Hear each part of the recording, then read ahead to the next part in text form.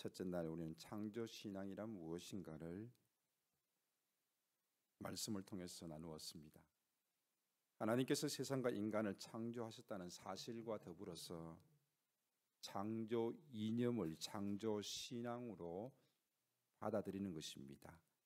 혼돈에서 질서로, 비존재에서 존재로, 어둠에서 빛으로 가는 창조의 과정을 하나님과 더불어서 아름답고 멋지게 좋은 일로 받아들이는 것입니다.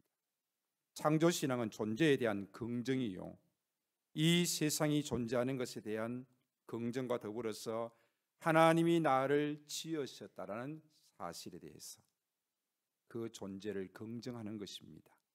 공허와 어둠과 무질서에 굴복하지 아니하고 삶의 질서를 지켜내고 나의 존재를 긍정하려고 하는 것, 갈피를 잡지 못하고 무지에서 벗어나서 빛으로 우리 앞에 있는 인생을 헤쳐나가고 분간하는 것, 이 모든 것이 창조 신앙을 가진 창조 이념입니다. 창조 신앙은 진화론자와 창조론자의 싸움으로 나아가는 것이 아니라 우리는 그것을 훨씬 뛰어넘어서 이 창조 이념을 우리의 신앙으로 받아들이고 살아가는 것입니다. 우리의 창조 신앙에는 내가 믿는 하나님이 계시고 하나님이 만드신 세상이 있고 그 가운데 내가 존재한다는 사실입니다. 두 번째 시간에는 우리는 왜 여기에 있는가, 하나님이 남자와 여자를 창조하시고 이웃과의 관계와 하나님과의 관계에 대한 설명을 하십니다. 우리는 하나님과 관계하면서 살아가는 존재입니다. 우리는 나를 낳아주신 아버지를 배격하는 삶이 아니라 아버지와 함께하는 삶을 살아가는 것입니다. 우리의 부모님과 함께하면서 살아가는 것입니다. 마찬가지 나를 지으시고 창조하신 하나님과 더불어서 우리는 관계하면서 살아가고 이웃과 더불어서 관계 속에서 살아가는 것입니다. 삼가에서 죄는 어디서 오는가? 죄는 선과 악을 알게 하는 열매를 따먹음으로 선과 악을 내가 판단하고 내가 결정하고 내가 행동하겠다는 것입니다. 그러므로 우리의 행동 속에서는 하나님 없어도 됩니다. 우리의 삶 속에서는 하나님이 없어도 되는 것입니다. 모든 것은 내가 다 판단하고 내가 선택하고 내가 결정하며 내가 행동하겠다는 것입니다. 이것이 죄입니다. 살인이나 다른 여타 죄보다도 하나님께서는 이 죄를 가장 크게 여기셨습니다. 하나님 없이도 살아갈 수 있는 우리의 삶의 선택입니다. 이로 말미암아서 타락한 세상 가운데서 우리는 죄가 오고 또 하나님이 그렇게 선하심 가운데서도 악이 우리 가운데 존재하며 고통이 오고 이 고통 가운데도 불구하고 하나님께서는 우리에게 촉구하심에도 우리는 그것을 거부하면서 살아가는 자들은 하나님이 지옥을 준비하셨습니다. 그러나 하나님을 선택하고 하나님과의 관계 속에서 살아가는 자는 하나님이 천국을, 하나님의 나라를 준비하셨다라는 것입니다. 그래서 오늘은 10번째 시간입니다. 지난주부터는 예수님에 대한 이야기를 하고 있습니다. 왜 예수님에 대한 이야기를 하고 있습니까? 말씀이 육신이 되어서 이 땅에 예수님이 오셨습니다. 왜 오셨습니까? 우리의 죄를 위하여서 십자가 지시기 위해서 하나님 자신이 인간의 몸을 입고 이 땅에 오신 것입니다. 그리고 오늘 10번째 시간에서는 그 예수님께서 첫 번째 이적으로 물을 포도주로 만드신 사건이 기록되어져 있습니다. 이것은 계속되어지는 주제 속에서 어떤 연관이 있는지 한번 여러분 생각하시면서 말씀을 대하시기를 바랍니다. 19세기 영국의 유명한 시인 바이런이라는 사람이 있었습니다. 그는 캠브리지 대학교 3학년에 재학 중일 때에 신학 과목 기말고사에 가나 혼인잔치에 대해서 논하시오, 이런 문제를 받았습니다. 바이런은 답안지에 딱 한 문장을 쓰고 제일 먼저 시험장을 나갔습니다. 그리고 그는 최고의 점수를 받았습니다. 그의 선문장은 이렇습니다. 물이 자기의 창조주를 보고 그 얼굴을 붉혔도다. 이렇게 썼습니다. 물이 자기 창조주를 보고 그의 얼굴을 붉혔도다. 얼마나 멋진 글입니까?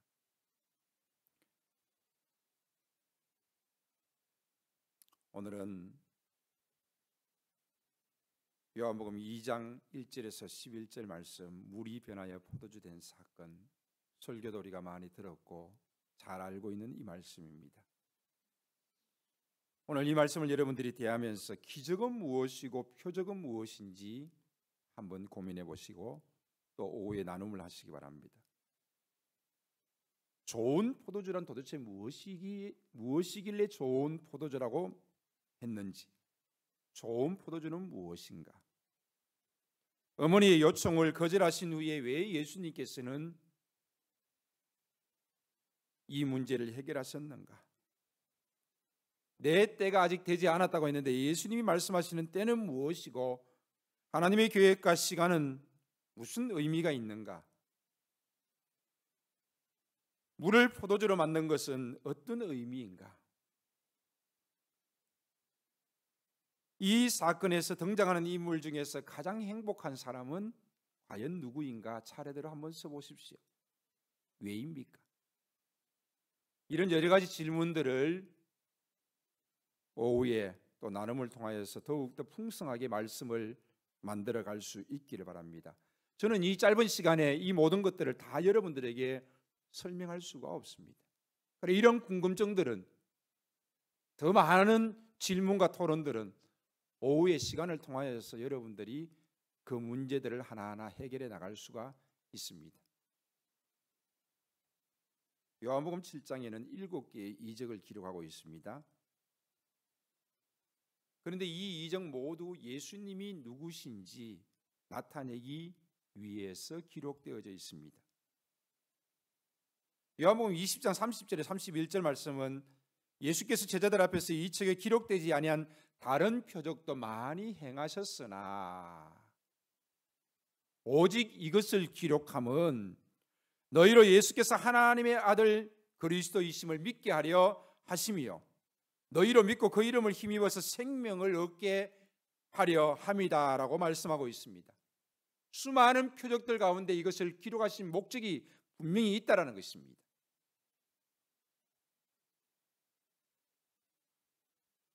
바로 예수님이 누구신지 우리에게 알려주시기 위함입니다. 포도주가 부족한 혼인잔치는 생명이 없는 유대교를 암시합니다. 돌항아리 6은 불완전 숫자, 완전수 7의 불완전한 숫자는 그들의 불완전함을 의미합니다. 가나의 혼인잔치의 사건을 모르는 그리스도인들은 거의 없을 것입니다. 예수님께서 이 잔치의 결정적인 문제였던 포도주를 해결하심으로 예수님이 누구신가를 보여주셨기 때문입니다.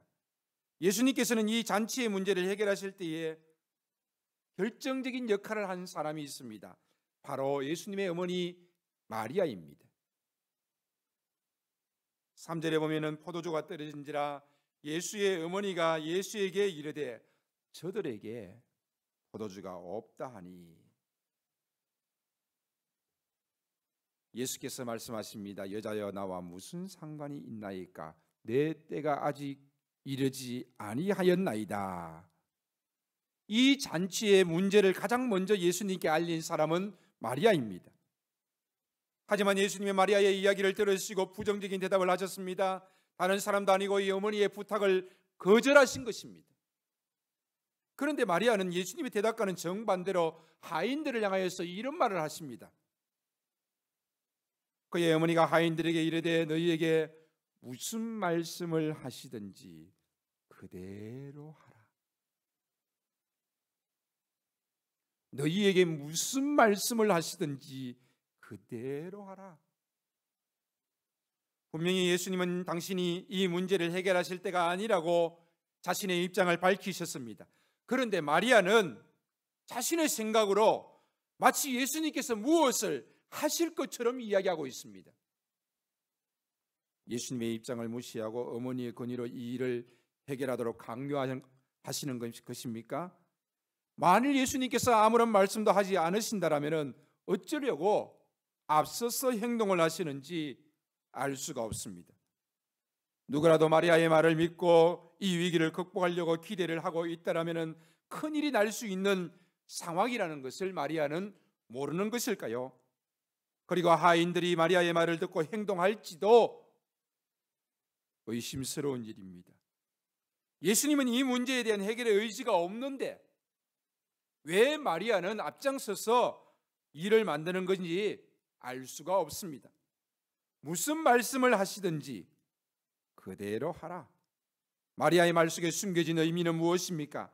정말 마리아의 말대로 예수님께서 하인들에게 어떤 지시라도 내리시는 것입니까? 곁에서 마리아의 말을 들으시는 예수님은 자신의 입장을 무시하고 자기 마음대로 하인들에게 지시를 내리는 어머니의 행동을 어떻게 받아들일까요? 아직 그곳에는 많은 사람들이 예수님이 누군지 알지 못합니다. 예수님이 누구신지 그래도 알고 있는 사람이 있다면 오직 한 사람, 마리아입니다. 마리아는 자신의 몸에 성령으로 잉태하여서 예수님이 태어난 사실을 알고 있습니다. 12살이 되던 해에 성전으로 올라갈 때에 예수님께서 행하시던 그 모든 일들을 그는 마음에 담아두고 있었습니다. 다 기록할 수 없지만은 예수님이 하시는 모든 행동들은 바로 성령으로 잉태하여서 이 땅에 오신 하나님의 아들이심을 분명히 보여주고 있는 것입니다. 바로 예수님이 누구신지 알고 있는 사람은 오직 한 사람, 마리아밖에 없는 것입니다. 마리아는 이 상황을 예수님이라면 해결할 수 있다는 것을 전혀 의심하지 않았습니다. 그러나 만일 사람들이 예수님의 말씀을 거부한다면 어떠한 기적도 일어나지 않음을 알기에 미리 하인들에게 예수님께서 지시하시는 대로 하라고 당부를 한 것입니다. 예수님의 말씀이 곧 해결이라는 확신을 그는 가지고 있었던 것입니다. 말씀이 육신이 되어서 이 땅에 오신 예수님은 말씀으로 말미암아서 물이 변하여 포도주가 되게 하실 수 있는 능력 있는 하나님이라는 사실을 알고 있었던 것입니다. 그래서 예수님은 이 잔치의 문제를 그 어떤 방법으로가 아니라 말씀으로 해결하실 것을 그는 믿었던 것입니다. 그래서 하인들에게 무슨 말씀을 하시든지 그대로 하라라고 지시를 했던 것입니다.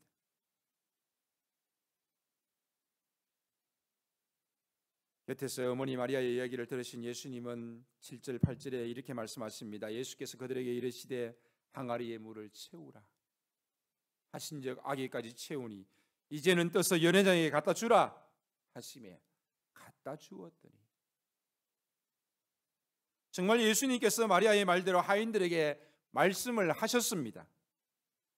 그리고 그 말씀대로 했더니 물이 변하여 포도주가 되는 기적이 일어났습니다. 말씀에 순종하면 아무리 작은 것이라도 놀라운 결과를 가져오는 것입니다. 연회장은 물로 된 포도주를 맛보고도 어디서 났는지 알지 못하되 물떠온 하인들은 알더라. 연회장이 신랑을 불러 말하되 사람마다 먼저 좋은 포도주를 내고 취한 후에 낮은 것을 내거늘 그들은 지금까지 좋은 포도주를 두었도다 하니라. 이 기적을 통하여서 예수님이 누구신가를 많은 사람들이 믿고 알게 되어지는 결과를 가져오게 되어졌습니다. 마리아도 더 확신 가운데 있게 되어지고 물떠온 하인들도 알게 되어집니다. 제자들도 알게 되어집니다. 이러한 모든 일들을 가능하도록 이끈 사람이 바로 마리아입니다.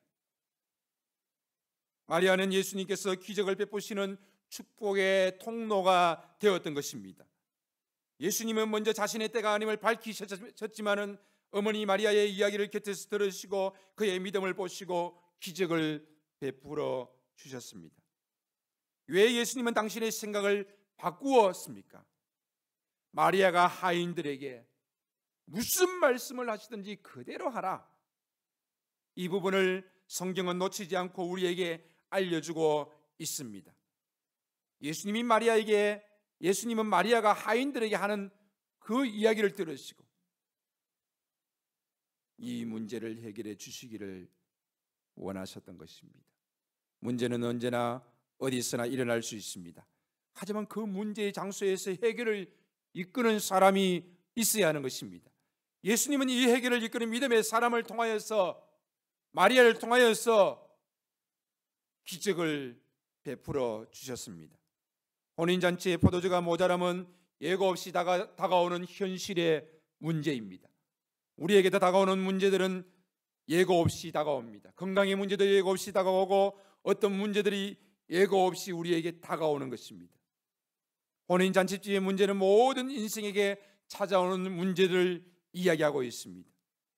우리는 예고 없이 어떤 문제에, 크고 작은 문제에 부딪히게 되어집니다. 문제 앞에서 자유로운 인생은 아무도 없습니다. 더 심각한 것은 이 문제를 해결할 방법이 딱히 없다라는 것입니다. 이것이 우리의 현실입니다. 그러나 마리아는 해결의 길을 알고 있는 믿음의 사람이었습니다. 문제 앞에 있는 인생은 사람을 잘 만나야 합니다.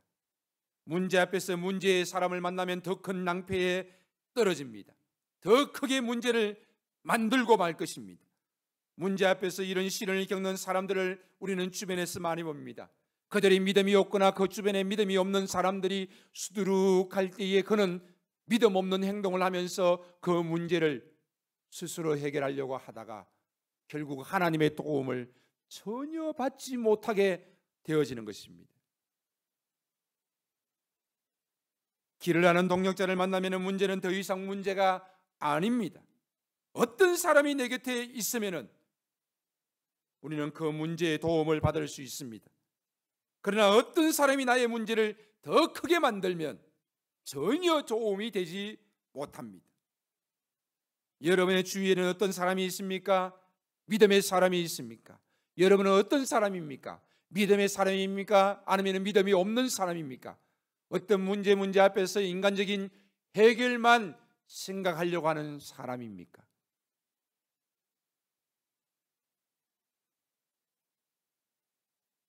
우리가 큰 질병에 걸렸을 때 우리는 어떻게 합니까? 의사를 찾습니다. 좋은 의사들을 찾습니다. 그리고 그 좋은 의사들에게 진료를 받기를 원합니다. 그러나 아무리 유명한 명의라 할지라도 완벽할 수는 없습니다. 우리는 하나님 앞에 기도하게 되어집니다. 하나님 도와주시옵소서. 저 의사 선생님의 손길을 통하여서 또 하나님께서 직접 나를 치유하여 주시옵소서. 우리는 기도할 것입니다. 그러나 문제가 해결되고 난 다음에 우리는 전혀 하나님의 도움을 인식하지 못하고 인간적인 도움만을 생각하는 사람들이 너무나도 많다는 것입니다. 그러나 믿음의 사람은 다른 것입니다. 믿음의 사람은 하나님의 도움을 기억하는 것입니다. 그리고 기도하는 것입니다. 서로를 위해서 기도하는 것입니다. 그리고 그 도움으로 말미암아서 나의 문제가 해결되었다는 사실을 잊지 않고 가슴에 담고 머릿속에 기억하면서 늘 하나님 앞에 감사하며 살아가는 자가 바로 은혜를 아는 자요 믿음의 사람인 것입니다.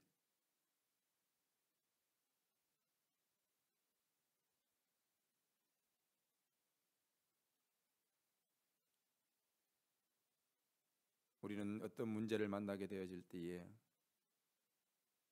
자신이 정말 그 문제 앞에서 믿음의 실체를 드러내게 되는 것입니다. 나는 믿음의 사람인가? 아니, 내가 믿음이 없더라도 나의 어머니는 믿음의 사람인가? 나의 주위의 사람들은 믿음의 사람인가? 그것은 나의 문제에 있어서도 중요한 일입니다. 예수님은 믿음의 고백과 행동을 보시고 마리아를 축복의 통로로 삼으시고 그를 보시고 기적을 베풀어 주셨습니다. 예수님은 모든 문제의 해결자가 되십니다. 예수님의 모든 문제 해결을 위한 신앙을 우리에게 요구하고 계십니다. 기도도 요구하시고 그 신앙의 고백도 요구하십니다. 마리아의 신앙 고백은 무슨 말씀을 하시든지 그대로 하라. 여기에 엄청난 신앙 고백이 담겨져 있는 것입니다. 말씀이 육신이 되어서 이 땅에 오신 예수님은 말씀으로 모든 것을 창조하셨을 뿐만 아니라 말씀으로 모든 것을 해결하실 분이신 것입니다.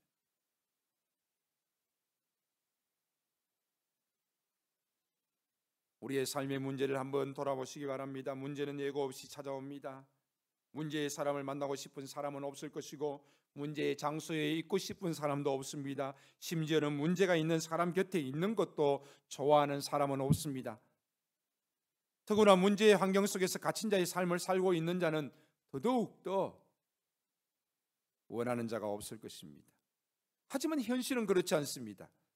우리의 주변에 여기저기에서 문제투성이가 생기기 마련입니다. 자신에게도 문제가 생깁니다. 건강을 자랑하는 이들도 언젠가는 건강 앞에서 무너지고 말 것입니다.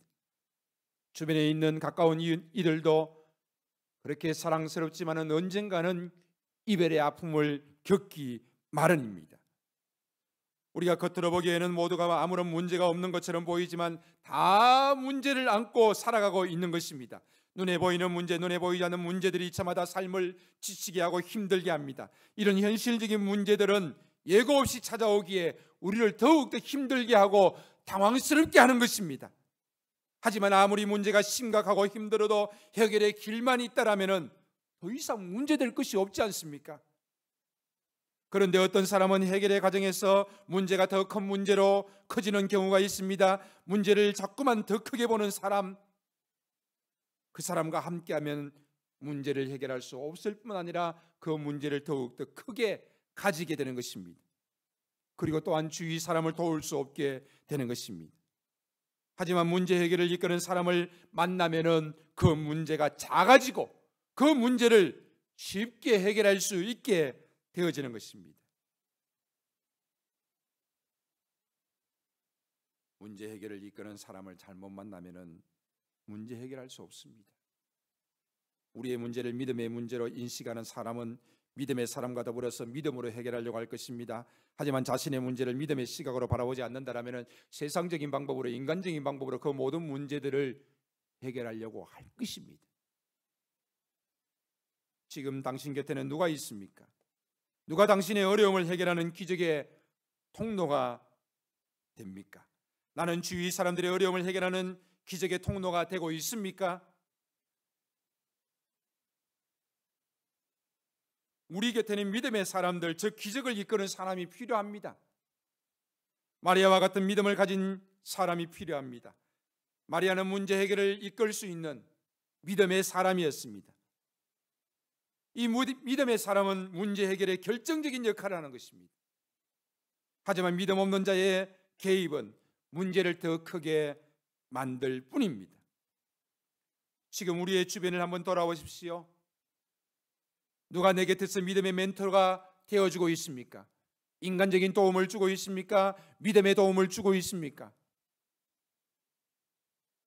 인간적인 도움도 필요합니다.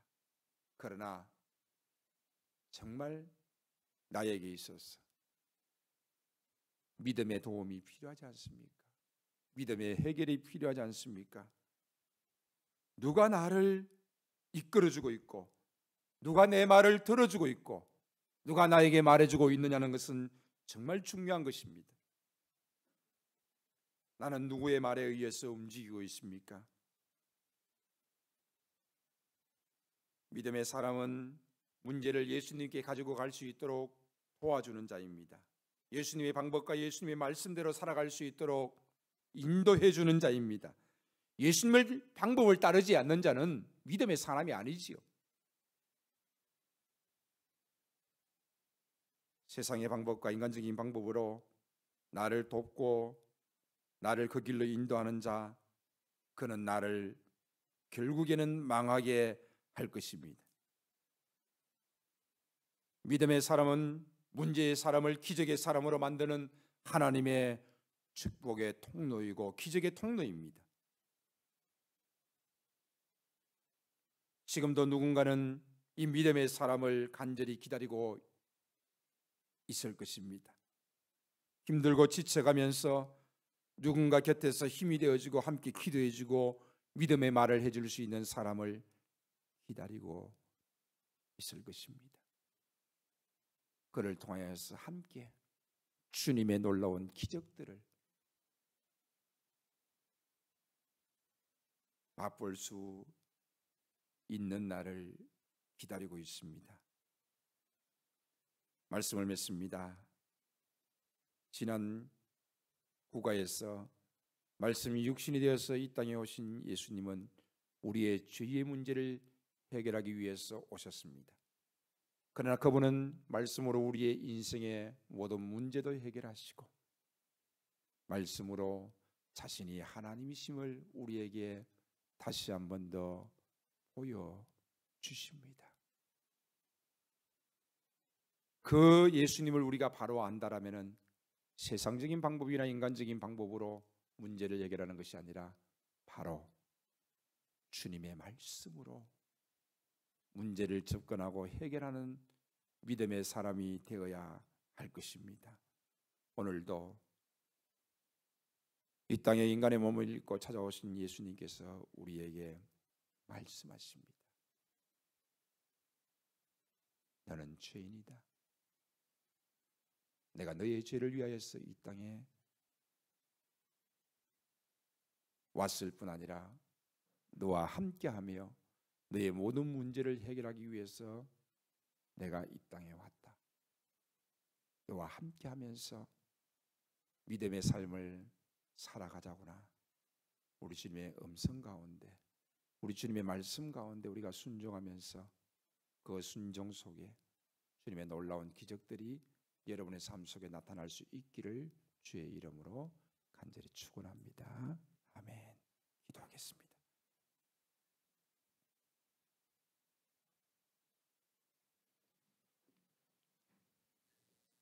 하나님, 크고 작은 문제들이 나를 자꾸 지치게 만듭니다. 힘들게 만듭니다. 내 삶의 의미조차도 다 빼앗아가 버립니다. 그러나 하나님, 우리가 이 문제 앞에서 주께서 우리에게 말씀하시면 그 말씀대로 그 문제가 해결될 줄로 믿고 믿음으로 달려갈 수 있기를 원합니다. 또한 나와 더불어서 함께 손에 손을 잡고 함께 믿음의 길을 달려갈 수 있는 믿음의 사람을 하나님 허락하여 주시옵시고, 우리가 누군가에게 도움이 될 수 있는 기적의 통로가 되게 하실 뿐 아니라 내 주위에 믿음의 사람을 통하여서 기적의 역사가 나타나게 하여 주시옵소서. 이 시간 다 찬양을 통하여서 다시 한 번 더 주님의 말씀에 대한 고백을 하기를 원합니다. 기도를 하기를 원합니다. 주의 성령께서 찬양 가운데 우리의 기도 가운데 임재하여 주시옵소서. 예수님의 이름으로 기도하옵나이다. 아멘.